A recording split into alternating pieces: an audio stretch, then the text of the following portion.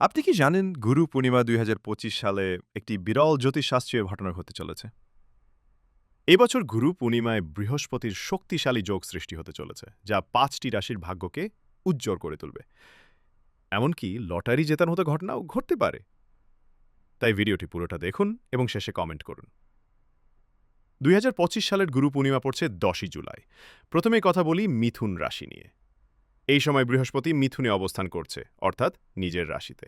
এটি একটি অত্যন্ত শুভ সংকেত। আপনার ব্যক্তিত্বে নতুন জ্যোতি দেখা যাবে, চিন্তা ভাবনার পদ্ধতি বদলে যাবে, লেখালেখি, শিক্ষকতা বা বক্তৃতা সংক্রান্ত পেশায় যারা যুক্ত, তাদের জন্য সময়টা হবে সোনালি। ব্যক্তিগত সম্পর্ক আরও মধুর হবে।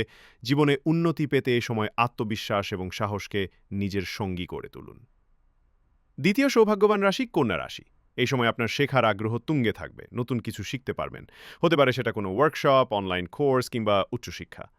এই জ্ঞান ভবিষ্যতে আপনার ক্যারিয়ারের দরজা খুলে দেবে। তবে মনে রাখবেন, নিয়মিত এবং শৃঙ্খলাবদ্ধ হওয়াই এই সময় আপনার সবচেয়ে বড় অস্ত্র। এরপর আসি ধনু রাশি নিয়ে। এই সময়টা মানসিকভাবে খুব গুরুত্বপূর্ণ হবে আপনার জন্য। পরিবার, আত্মীয় স্বজন এবং গুরুর সঙ্গে সম্পর্ক আরও গভীর হবে। একজন অভিজ্ঞ ব্যক্তির দিক নির্দেশনা আপনার জীবন বদলে দিতে পারে। এটি সেই সময় যখন আপনি আত্মিক উন্নতি ও মানসিক শান্তি একসাথে খুঁজে পাবেন। এরপর কুম্ভ রাশি, বৃহস্পতির গোচর আপনার জীবনে এনে দেবে সামাজিক মর্যাদা এবং সম্মান।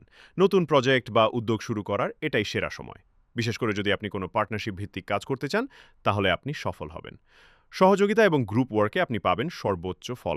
বাকি আরও কয়েকটি রাশিও এই সময়ে ভালো ফলাফল পেতে পারে, যেমন বৃষ, তুলা এবং কর্কট।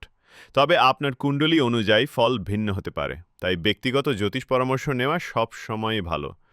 আপনার রাশি কি? নিচে কমেন্ট করে জানাবেন। যদি ভিডিওটি ভালো লাগে তাহলে অবশ্যই লাইক দিয়ে শেয়ার করুন, আর আমাদের চ্যানেল বা পেজটি সাবস্ক্রাইব বা ফলো করতে ভুলবেন না।